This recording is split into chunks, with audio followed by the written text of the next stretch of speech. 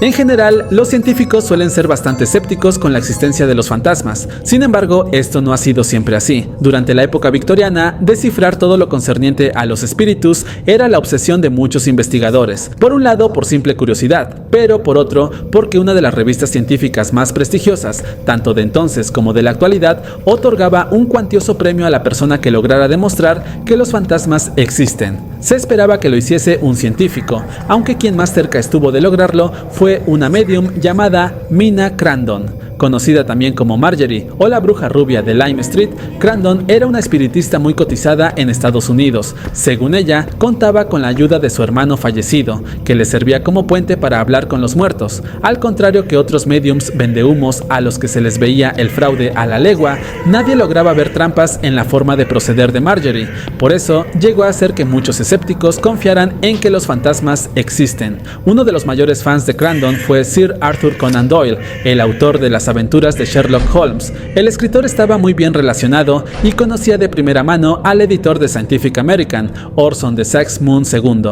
Esta era la revista que ofrecía un premio de $5,000 a quien demostrara que los fantasmas existen. Doyle estaba seguro de que Crandon podría hacerse con el premio y estuvo a punto, pero finalmente fue desenmascarada por la única persona capaz de descifrar sus artimañas, el mismísimo Harry Houdini. En realidad, el interés por el espiritismo fue algo tardío en la vida de Marjorie. Cuando se casó en segundas nupcias con un hombre bastante mayor que ella, empezó a acercarse a este mundo por la obsesión de su marido. Como médico, solía leer la Scientific American, donde recientemente habían realizado algunos reportajes sobre sucesos paranormales. Poco a poco se fue sintiendo tan atraído por todo lo concerniente a los espíritus que no pensaba en otra cosa. Deseaba que su esposa compartiese la afición con él, por lo que finalmente ella aceptó a acompañarle a una sesión de espiritismo. Aunque no le llamaba la atención, poco a poco ella también se fue sintiendo atraída, pero con un objetivo diferente. Para ella podría ser una afición y además ayudaría a su marido a lidiar con un miedo a la muerte que también le atormentaba. Fue así como fui informándose sobre el tema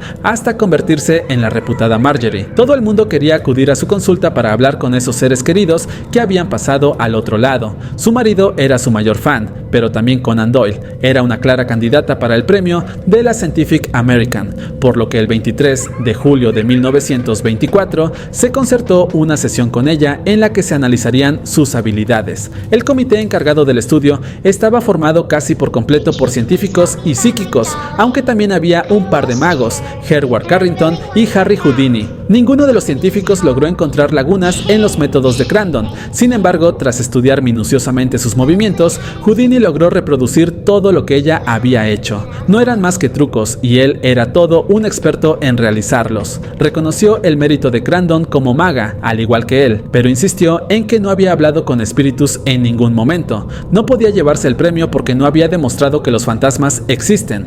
Todo esto ocurrió 2 décadas después del fin de la época victoriana. Sin embargo, por todo el mundo seguían muy vigentes los coletazos de esa era en la que la posible existencia de los fantasmas era una idea que flotaba constantemente en el ambiente. Los testimonios de personas que aseguraban haberse cruzado con un espíritu en sus vidas eran muy abundantes, sobre todo en países como Inglaterra. No es raro que los científicos se convirtiesen en cazadores de fantasmas en busca de una explicación. Gracias a ellos, poco a poco se descubrió que había explicaciones reales para las experiencias paranormales de tantas personas. Por ejemplo, en esa época las casas se calentaban con calderas de carbón que, si no quemaban bien, liberaban grandes cantidades de monóxido de carbono al aire. Este es un gas tóxico cuya inhalación puede ser mortal. Pero incluso si no llega a ese punto letal, puede producir síntomas como alucinaciones.